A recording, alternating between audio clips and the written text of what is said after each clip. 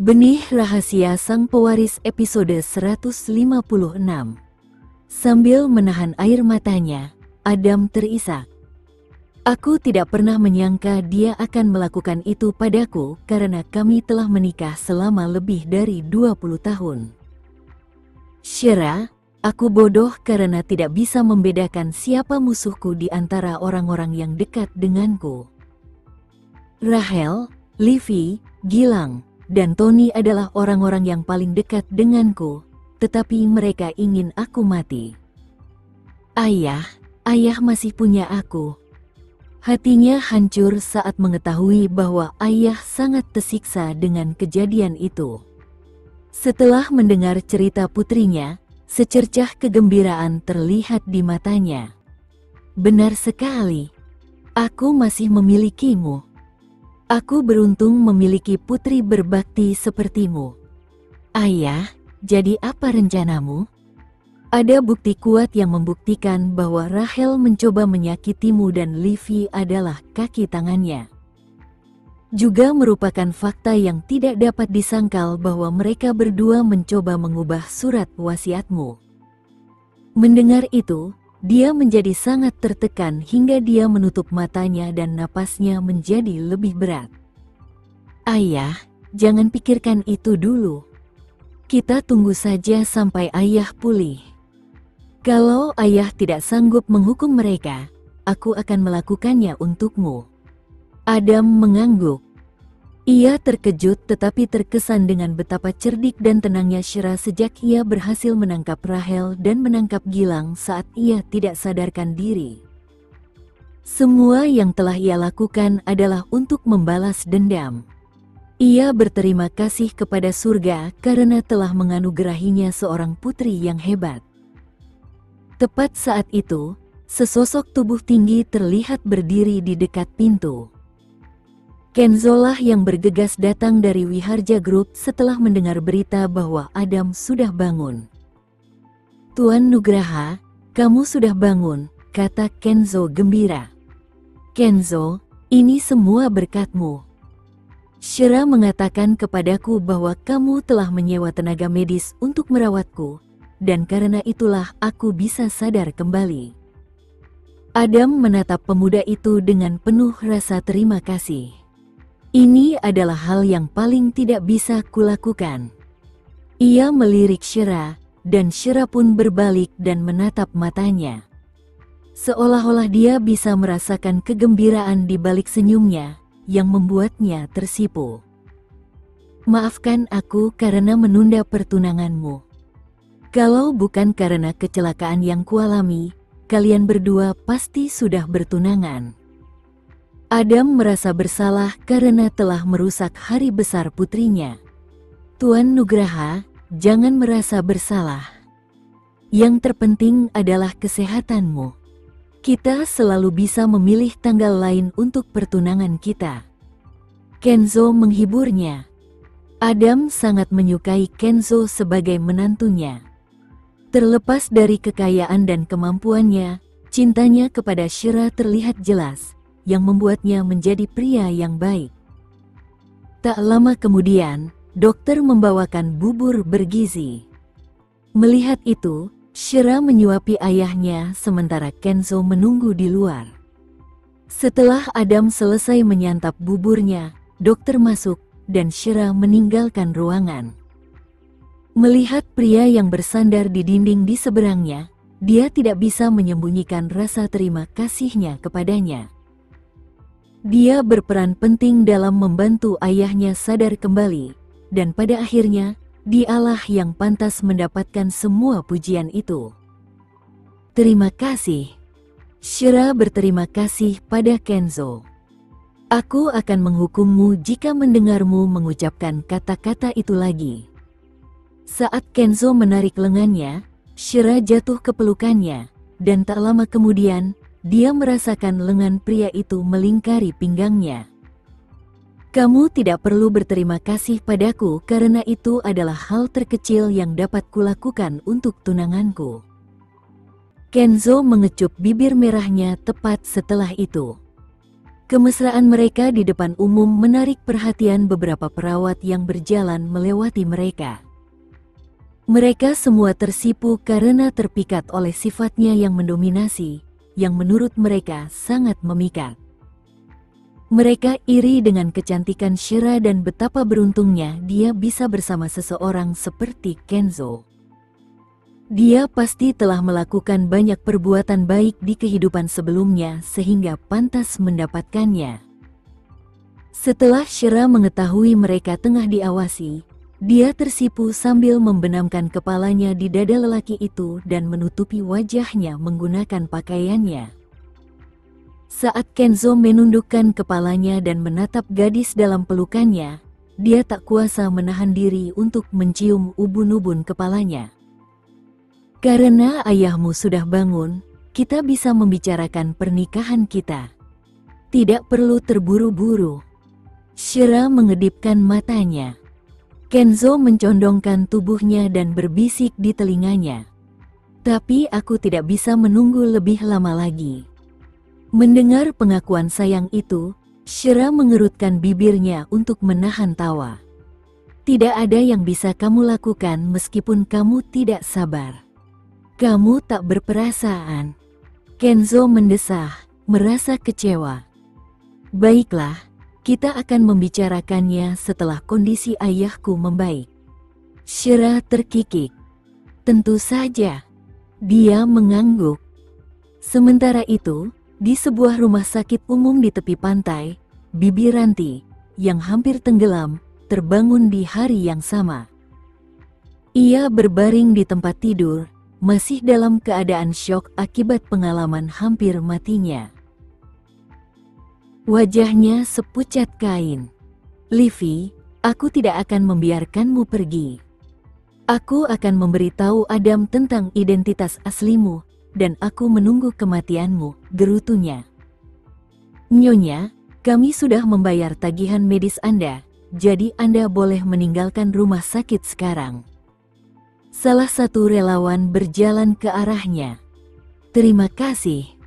Kalian semua orang baik hati. Setelah diselamatkan dari tenggelam, Bibi Ranti sangat bersyukur. Hindari pergi ke pantai lain kali, karena Anda lebih rentan mengalami kecelakaan karena usia Anda. Aku tidak jatuh ke laut. Seseorang mendorongku. Bibi Ranti kesal. Kalau begitu, cepat cari tahu siapa orang itu dan tangkap dia. Rasa bersalah kembali muncul di mata Bibi Ranti karena dialah yang menyebabkan semua ini menimpanya.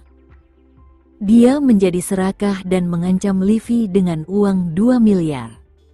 Selain itu, dia akan berada dalam posisi sulit jika Livy mengungkapkan apa yang telah dia lakukan. Namun, dia bertekad untuk memberitahu Adam tentang identitas asli Livy untuk mencabut gelarnya sebagai putri kedua keluarga Nugraha. Jika dia dihukum, aku akan merasa jauh lebih baik. Tunggu, aku ingat dia punya saham di bawah naungan Nugraha. Dia bahkan bukan seorang Nugraha, jadi dia tidak pantas mendapatkannya. Tetapi tidak apa-apa karena aku akan mencabut semua kekayaannya. Setelah meninggalkan rumah sakit, Bibi Ranti naik bus umum.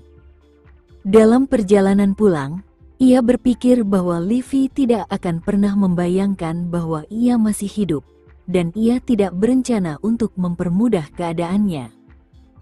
Begitu sampai di rumah, ia mengambil buku telepon dan membeli ponsel baru serta kartu SIM. Sambil berdiri di pojok toko, ia menghubungi nomor Livy. Hai, siapa ini? Livy terdengar tidak sabar saat dia menjawab panggilannya. Livy, apakah kamu tidak mengenali suaraku? Bibi Ranti mencibir. Apakah kamu Bibi Ranti? Suara Livy bergetar. HMPH, Livy, identitas aslimu akan segera terungkap. Aku akan memberitahu Adam bahwa kau adalah anak haram Rahel dan kau bukan dari garis keturunan Nugraha. Bibi Ranti, aku sangat menyesal. Aku mohon, tolong jangan beritahu mereka. Aku akan segera membayarmu 2 miliar. Kata-katanya kacau. Aku tidak menginginkan uangmu lagi. Aku hanya ingin melihat kehancuranmu. Setelah pengalaman hampir mati, Bibi Ranti berterima kasih atas bantuan para relawan dan telah memutuskan bahwa dia akan menjadi orang baik sejak saat itu. Bibi Ranti, tolong jangan.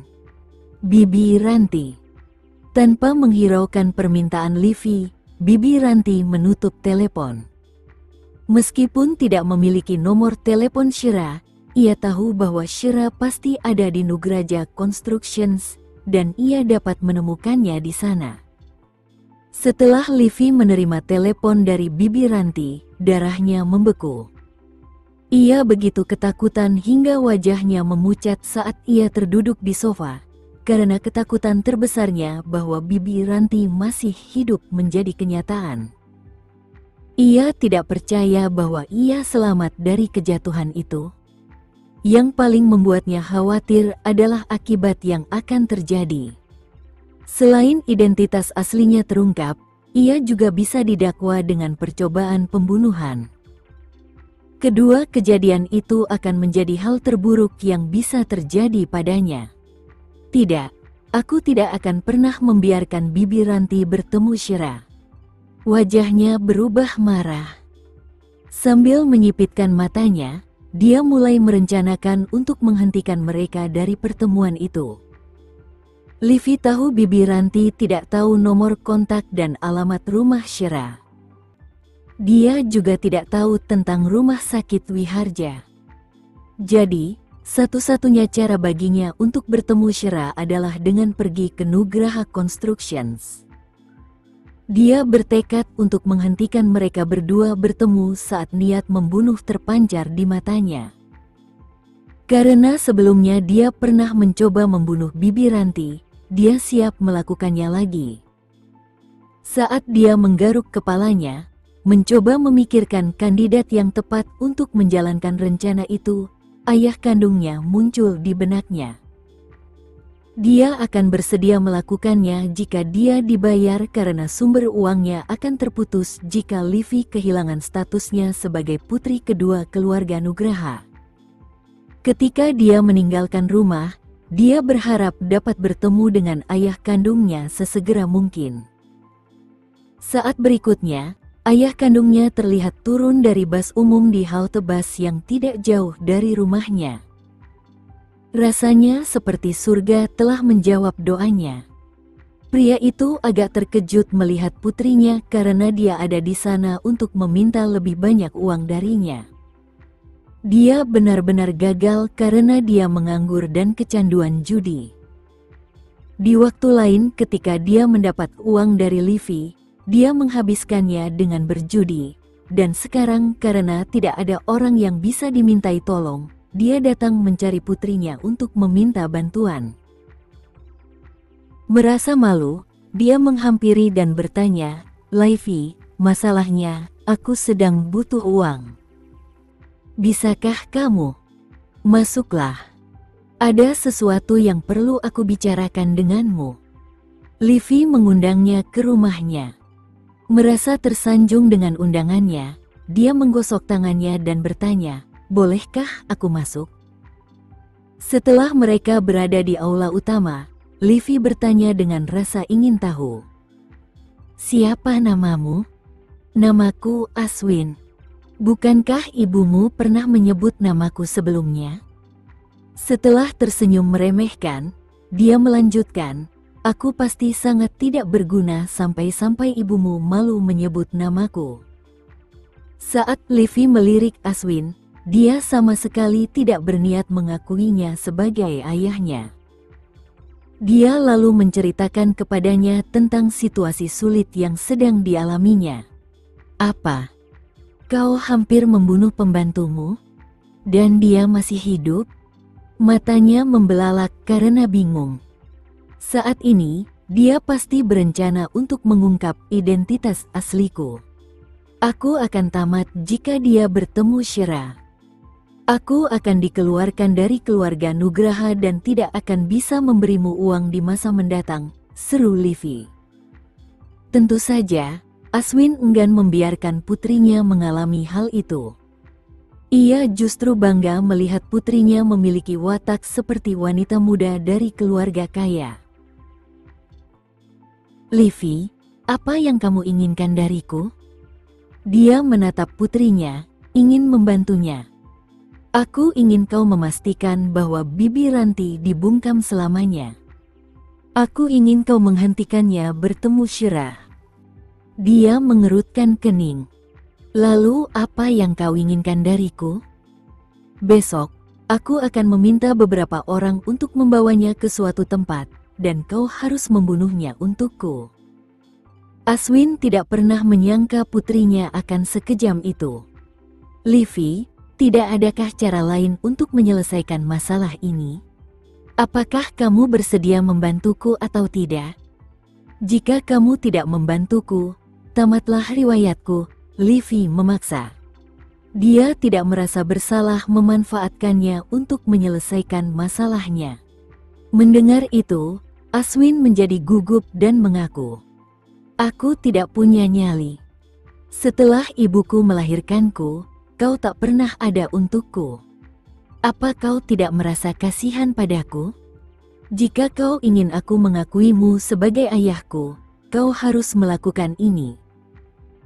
Jika tidak, aku tidak akan mengakuimu sampai aku mati." Livi mengancamnya.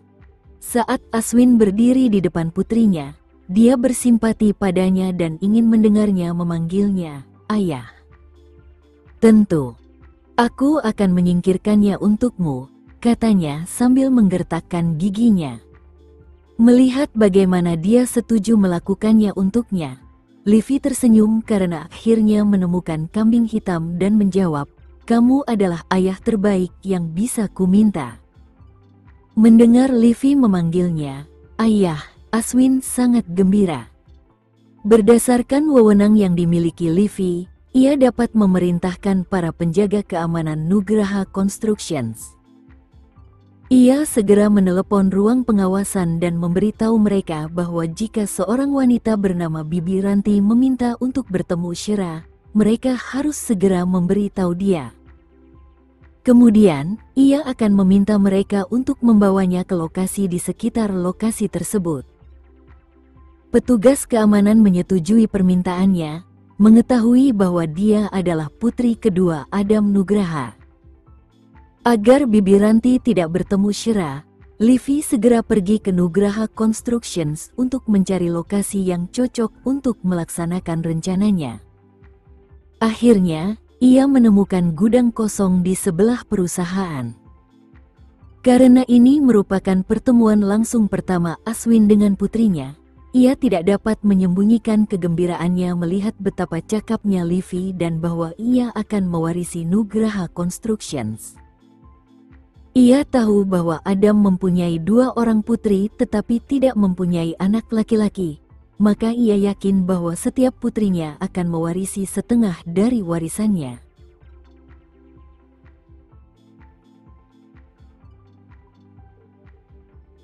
Sekian dulu ya video kali ini, kita lanjutkan lagi videonya di lain waktu. Oh iya, bagaimana menurut kalian? Semoga bisa sedikit menghibur kalian semua. Untuk teman-teman yang baru nonton, jangan lupa subscribe ya, hehehe. Dan kalau teman-teman ada yang ingin gabung langganan, bisa langsung gabung saja untuk dapat fitur yang menarik dan sedikit membantu Mimin. Terima kasih banyak sudah menonton, sampai jumpa lagi, bye bye bye.